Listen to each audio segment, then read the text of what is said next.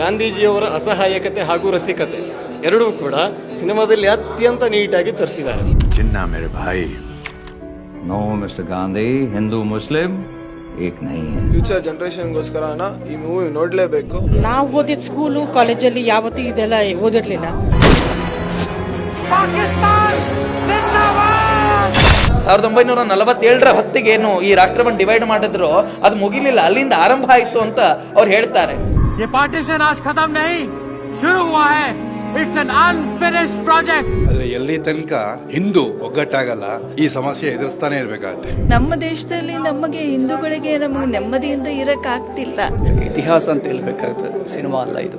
ಅನೇಕರು ಹೇಳ್ತಾರೆ ಶಾಂತಿಯಿಂದ ನಮಗೆ ಸ್ವಾತಂತ್ರ್ಯ ಸಿಕ್ತು ಅಂತ ಹೇಳಿ, ಆದರೆ ಸ್ವಾತಂತ್ರ್ಯ ಶಾಂತಿಯಿಂದ ಸಿಗ್ಲಿಲ್ಲ, ಬದಲಾಗಿ ರಕ್ತಪಾತದಿಂದ ಸಿಕ್ತು ಅಂತ ಹೇಳಿ ಈ ಸಿನಿಮಾವನ್ನು ನೋಡಿದಾಗ ನಮ್ಗೆ ಅರ್ಥ ಆಗತ್ತೆ. ಬೋಲ್ಡೆಸ್ಟ್ ಸಿನಿಮಾ ಎವರ್ ಅಂತ ಅವರು ಪೋಸ್ಟರ್ಲಿ ಹಾಕ್ಕೊಂಡಿದ್ದಾರಲ್ಲ, ಖಂಡಿತವಾಗಿಯೂ ಕೂಡ ಇದು ಬೋಲ್ಡೆಸ್ಟ್ ಸಿನಿಮಾನೇ. ಗಾಂಧೀಜಿಯವರ ಅಸಹಾಯಕತೆ ಹಾಗೂ ರಸಿಕತೆ ಎರಡೂ ಕೂಡ ಸಿನಿಮಾದಲ್ಲಿ ಅತ್ಯಂತ ನೀಟಾಗಿ ತರಿಸಿದ್ದಾರೆ. ನಮ್ಮ ದೇಶದಲ್ಲಿ ಇತಿಹಾಸನ ಹೇಗೆ ಹಿಸ್ಟ್ರಿ ಅನ್ನೋದನ್ನ ಮಿಸ್ಟ್ರಿ ಮಾಡಿಟ್ಟಿದ್ದಾರೆ, ಈ ಹಿಸ್ಟೋರಿಯನ್ಸ್ ಡಿಸ್ಟೋರಿಯನ್ಸ್ ಆಗಿದ್ದಾರೆ, ಅದನ್ನ ಸಂಪೂರ್ಣವಾಗಿ ತೆರೆದು ತೋರಿಸಿದ್ದಾರೆ. ಇತಿಹಾಸ ಅರ್ಥ ಆಗಿಲ್ಲ ಅಂದ್ರೆ ನಮ್ಗೆ ಏನೇನೋ ಸ್ವಲ್ಪ ಅಲ್ಲಲ್ಲಿ ರೀಲ್ಸ್ ಸಿಕ್ಬಿಡ್ತೀವಿ, ಕತೆ ಕಟ್ಟಿ ಏನೋ ಹೇಳ್ಬಿಡ್ತಾರೆ, ಅದನ್ನೇ ನಂಬಿ ನಾವು ದಾರಿ ತಪ್ಪಿ ಬಿಡ್ತೀವಿ. ನಮ್ಮ ದೇಶದ ವಿರುದ್ಧನೇ, ನಮ್ಮ ಧರ್ಮದ ವಿರುದ್ಧನೇ ನಾವು ನಿಂತು ಬಿಡ್ತೀವಿ. ಅದನ್ನ ನಾವು ಅರ್ಥ ಮಾಡ್ಕೋಬೇಕು ಅಂದ್ರೆ ಈ ಚಲನಚಿತ್ರ ತಪ್ಪದೆ ಎಲ್ಲರೂ ನೋಡ್ಬೇಕು. ಅಲ್ಲಿನ ಆ ಕ್ರೌರ್ಯ ಇದೆಯಲ್ಲ, ಅದನ್ನ ನಾವು ತುದಿಗಾಲಲ್ಲಿ ಕೂತ್ಕೊಂಡು ನೋಡಬೇಕು, ಚೇರಿನ ತುದಿಯಲ್ಲಿ ಕೂತ್ಕೊಂಡು ನೋಡಬೇಕು. ಆ ರೀತಿಯಾದ ಒಂದು ಇತಿಹಾಸವನ್ನ ತೆರೆ ಮೇಲೆ ತೋರಿಸುವ ಪ್ರಯತ್ನವನ್ನು ವಿವೇಕ್ ಅಗ್ನಿಹೋತ್ರಿ ಅವರು ಮಾಡಿದ್ದಾರೆ. ಇತಿಹಾಸವನ್ನ ನಾವು ಓದಿದಾಗ ಗಾಂಧೀಜಿಯವರು ಈ ದೇಶಕ್ಕೆ ಮಾಡಿದ ಮೋಸಗಳು, ಅವರು ಮಾಡಿದ ಪ್ರಮಾದಗಳು, ನೆಹರುವಿಂದ ಏನೇನಾಯಿತು, ಜಿನ್ನಾದು ದುರಾಸೆ ಹೇಗಿತ್ತು, ಎಲ್ಲವನ್ನೂ ಕೂಡ ನಾವು ಪುಸ್ತಕದಲ್ಲಿ ಓದಿದ್ದೀವಿ. ಈಗಿನ ಜನಕ್ಕೆ ಪುಸ್ತಕ ಓದೋಕ್ಕೆ ಯಾವ ಪುಸ್ತಕ ಓದಬೇಕು ಅನ್ನೋದು ಗೊತ್ತಿರಲ್ಲ, ಹಾಗೆ ಸಮಯ ಇರಲ್ಲ. ಒಂದು 3 ಗಂಟೆ ಒಂದು ವಿಜುವಲ್ ಟ್ರೀಟ್ ಅಂತ ಕರೀತಾರಲ್ಲ, ಆ ಥರ ಇಂಥ ಸಿನಿಮಾಗಳನ್ನು ನೋಡಿದ್ರೆ ನಮ್ಮ ಇತಿಹಾಸದಲ್ಲಿ ಏನಾಗಿತ್ತು ಅನ್ನೋದನ್ನು ನಾವು ಅರ್ಥ ಮಾಡ್ಕೊಳ್ಳೋದ್ರ ಜೊತೆಗೆ ಭವಿಷ್ಯದಲ್ಲಿ ಇಂಥ ಘಟನೆಗಳು ಮರುಕಳಿಸಬಾರದು ಅನ್ನೋದನ್ನು ಕೂಡ ನಾವು ಅದಕ್ಕೆ ತಕ್ಕಂಗೆ ನಮ್ಮ ಲೈಫ್ ಸ್ಟೈಲನ್ನು ಚೇಂಜ್ ಮಾಡ್ಕೋತೀವಿ. ಹಾಗೆ ನಮ್ಮ ದೇಶವನ್ನು ನಾವು ನೋಡೋ ಒಂದು ದೃಷ್ಟಿಕೋನವನ್ನು ಕೂಡ ಚೇಂಜ್ ಮಾಡ್ಕೋತೀವಿ ಅಂತ ನನ್ನ ಭಾವನೆ. ಸರ್, ಆಲ್ಮೋಸ್ಟ್ ಎಲ್ಲರೂ ನೋಡಲೇಬೇಕಾಗಿರುವಂಥ ಸಿನಿಮಾ. ಕಾರಣ ಏನಕ್ಕೆ ಅಂತಂದರೆ, ನಮಗೆ ಕಾಣದೇ ಇರೋ ಪ್ರಪಂಚನ ನಾವು ಊಹೆ ಮಾಡೋಕ್ಕಾಗಲ್ಲ. ಬಟ್ ಇದರಲ್ಲಿ ನಮಗೆ ಕಾಣದೇ ಇರುವಂತಹ ಎಷ್ಟೋ ವಿಚಾರಗಳನ್ನು ತೋರಿಸಿದ್ದಾರೆ. So every one has to watch. ಪ್ರತಿಯೊಬ್ಬ ಭಾರತೀಯ ಕೂಡ ನೋಡಬೇಕಾದಂಥ ಮೂವಿ. ಹಿಂದೆ ಏನು ಬಂದಿತ್ತು ಭಾರತೀಯ ಪರಿಸ್ಥಿತಿ, ನೆಕ್ಸ್ಟ್ ಬರದೇ ರೀತಿ ಪ್ರತಿಯೊಬ್ಬ ಯುವಕ ಆ ಮೂವಿ ನೋಡಿ ತಿಳ್ಕೋಬೇಕು.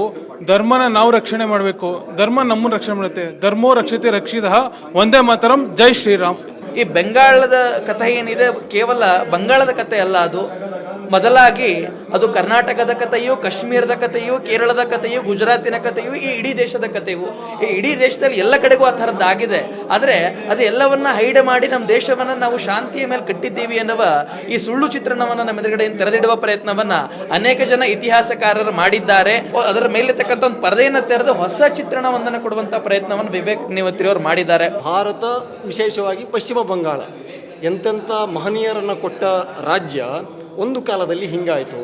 ನಾನು ಶುರುವಲ್ಲಿ ಅಂದ್ಕೊಂಡೆ ಮಮತಾ ಬ್ಯಾನರ್ಜಿ ದೀದಿಯವರ ಸದ್ಯದ ಬೆಂಗಾಲನ್ನು ತೋರಿಸ್ತಾರೆ ಅಂತ. ಬಟ್ ಇಲ್ಲ, ಇದು ಭಾರತವನ್ನು ಅವರ ಅಪ್ಪನ ಮನೆ ಆಸ್ತಿ ಅಂದ್ಕೊಂಡು ತುಂಡು ಮಾಡಿ ಕೊಡ್ತಾರಲ್ಲ, ಆ ಕಾಲದ ಕಥೆ ಅಂತ ಆಮೇಲೆ ಗೊತ್ತಾಯಿತು.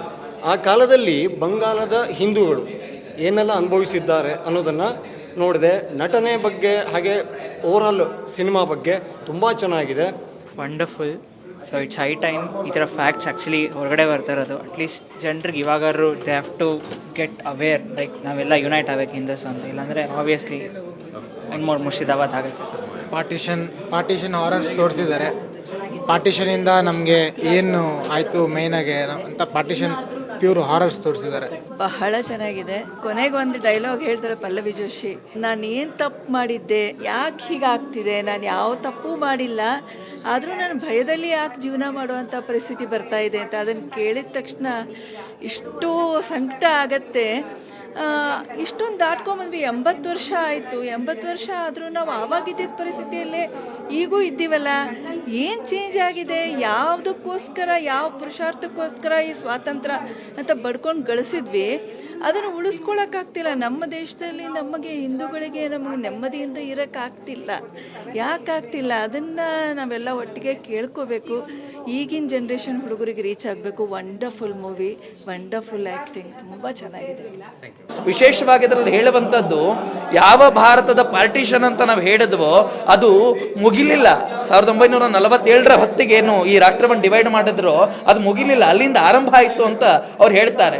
ಇವತ್ತಿಗೂ ಆರ್ಯ ದ್ರಾವಿಡವಾದ ಉತ್ತರ ದಕ್ಷಿಣ, ನಾರ್ತ್ ಈಸ್ಟು, ಸೌತು, ಹಾಗೆ ಪೂರ್ವ ಪಶ್ಚಿಮ ಅಂತೆಲ್ಲ ನಾವೇನು ಹೊಡೆದಾಡ್ತಾ ಇದ್ದೀವಿ, ಇದು ಆ ಭಾರತವನ್ನ ಡಿವೈಡ್ ಮಾಡುವ ಚಿಂತನೆಯ ಭಾಗವೇ. ಕೊನೆಯಲ್ಲಿ ಆ ಸಿನಿಮಾದಲ್ಲಿ ಹೇಳಿದ್ದಾರೆ, ನೀವು ಏನು ಮಾಡಬಹುದು ಇದಕ್ಕೆ ಅನ್ನೋದನ್ನು ಕೂಡ ಈ ಕ್ಷಣದಲ್ಲೇ ನಾವು ಯೋಚನೆ ಮಾಡಿ ಕಾರ್ಯಗತ ಮಾಡದೇ ಇದ್ದರೆ ಈ ದೇಶ ಉಳಿಯೋಲ್ಲ. It was a huge genocide, and I'm sorry that we were not told all these stories all these years. I think the future generation should know about what happened really. बहुत अच्छी फिल्म है. मुझे लगता है कि युवा पीढ़ी को ज़रूर देखना चाहिए. So it's actually a must watch movie. Future ಜನ್ರೇಷನ್ಗೋಸ್ಕರನ ಈ ಮೂವಿ ನೋಡಲೇಬೇಕು. ಫುಲ್ ಪಾರ್ಟಿಷನ್ ಆಗೋದ್ರಿಂದಾನೇ ಇಂಡಿಯಾಗೆ ಪ್ರಾಬ್ಲಮ್ ಬಂದಿರೋದು. ನಾವು ಓದಿದ ಸ್ಕೂಲು ಕಾಲೇಜಲ್ಲಿ ಯಾವತ್ತೂ ಇದೆಲ್ಲ ಓದಿರಲಿಲ್ಲ. Why was it hidden from us? That is the biggest question ನಾವು. ಏನೆಲ್ಲ ಈ ಕರ್ನಾಟಕ ಸೇರಿದಂತೆ ಬೇರೆ ಬೇರೆ ರಾಜ್ಯಗಳಲ್ಲಿ ನಡೀತಾ ಇದೆ, ಇವತ್ತು ಸರ್ಕಾರ ಯಾರ ಗುಲಾಮ ಆಗಿದೆ, ಮೈನಾರಿಟಿ ಅಂತ ಹೇಳ್ಕೊಂಡು ಯಾರೆಲ್ಲ ಏನೆಲ್ಲ ಮಾಡ್ತಾ ಇದ್ದಾರೆ ಈ ರಾಷ್ಟ್ರದಲ್ಲಿ. ಪೊಲೀಸ್ ಸ್ಟೇಷನ್ಗೆ ಬೆಂಕಿ ಹಚ್ಚಿದ್ರೆ ನಡೆಯುತ್ತೆ, ನಾವು ಯಾರಿಗೂ ಹಲ್ಲೆ ಮಾಡದೆ ನಡೆಯುತ್ತೆ, ಆ ಕೇಸ್ಗಳನ್ನ ವಾಪಸ್ ತಗೊಳ್ತಾರೆ. ಆ ಥರದೊಂದು ಪ್ರಯತ್ನಗಳು ಇವತ್ತಿಗೂ ಆಗ್ತಾ ಇದೆ, ಆ ಥರದ ಕೆಲಸಗಳಾಗ್ತಾ ಇದೆ.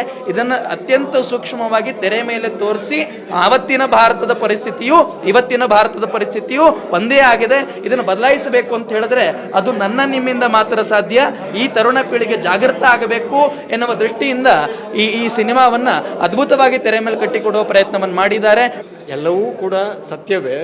ಸುಳ್ಳಾಗಿದ್ದಿದ್ರೆ ಅವರಿಗೆ ಸಂಬಂಧಪಟ್ಟವರು, ವಿಶೇಷವಾಗಿ ಕಾಂಗ್ರೆಸ್, ಮುಸ್ಲಿಂ ಲೀಗ್ ಹಾಗೆ MK ಗಾಂಧಿ ಅವರ ಕುಟುಂಬದ ತಳಿಗಳು ಯಾರಾದರೂ ಸ್ಟೇನ ತರ್ತಾ ಇದ್ರು.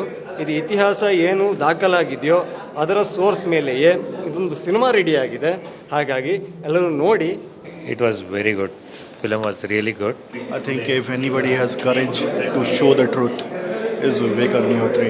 ಚಿತ್ರ ಚೆನ್ನಾಗಿದೆ, ಆದರೆ ಎಲ್ಲಿ ತನಕ ಹಿಂದೂ ಒಗ್ಗಟ್ಟಾಗಲ್ಲ ಈ ಸಮಸ್ಯೆ ಎದುರಿಸ್ತಾನೆ ಇರಬೇಕಾಗತ್ತೆ. The problem of Hindu-Muslim has not stopped in Navkali or before Mapla riots ಅಥವಾ as on today. So ನಾವೆಲ್ಲ ಒಗ್ಗಟ್ಟಾಗಿ we have to behave like Indians, we the people of India. ತುಂಬ ಚೆನ್ನಾಗಿದೆ. It's worth watching a movie. Super. Very nice, very nice. Well done. I think don't have any words to kind of. Movie ತುಂಬ ಚೆನ್ನಾಗಿದೆ. It's a combination of past and present. ತುಂಬ ಚೆನ್ನಾಗಿ ಮಾಡಿದ್ದಾರೆ. ಒಳ್ಳೆ message ಇದೆ ಅಂತ ಅನ್ಸುತ್ತಾ? ತುಂಬ ಚೆನ್ನಾಗಿ ಮೆಸೇಜ್ ಇದೆ. ಆ್ಯಕ್ಟಿಂಗ್ ಎಲ್ಲ ಚೆನ್ನಾಗಿದೆ. ಆ್ಯಕ್ಟಿಂಗ್, ಡೈರೆಕ್ಷನ್ನು ಆ್ಯಕ್ಚುಲಿ ಇಂಟರ್ನ್ಯಾಷನಲ್ ಕ್ವಾಲಿಟಿಗೆ ಮಾಡಿದ್ದಾರೆ, ನೋಡ್ಬೋದು. ವರ್ಲ್ಡ್ ಪ್ರಪಂಚದೆಲ್ಲ ಜನರು ನೋಡ್ಬೋದು. ಮಿಥುನ್ ಚಕ್ರವರ್ತಿ ಭಾಳ ಚೆನ್ನಾಗಿ ಮಾಡಿದ್ದಾರೆ ಆ್ಯಕ್ಟಿಂಗು. ಇವನ್ ಭಾರತೀಯವ್ರ ಆ್ಯಕ್ಟಿಂಗ್ ಭಾಳ ಚೆನ್ನಾಗಿದೆ. ಸಿನಿಮಾ ಅಲ್ಲ, ಇತಿಹಾಸ. ಯಾರಿಗೂ ಕೂಡ ಇತಿಹಾಸ ಎಲ್ಲಿವರೆಗೆ ನಮಗೆ ಸರಿಯಾಗಿ ಅರ್ಥ ಆಗೋದಿಲ್ಲೋ ಅಲ್ಲಿವರೆಗೆ ನಾವು ನಿಜವಾದ ಭಾರತೀಯರಂತ ಹೇಳಿಸ್ಬೇಕಾಗೋದಿಲ್ಲ. ಅದಕ್ಕೆ ಇತಿಹಾಸ ಅಂತ ಹೇಳ್ಬೇಕಾಗ್ತದೆ, ಸಿನಿಮಾ ಅಲ್ಲ ಇದು.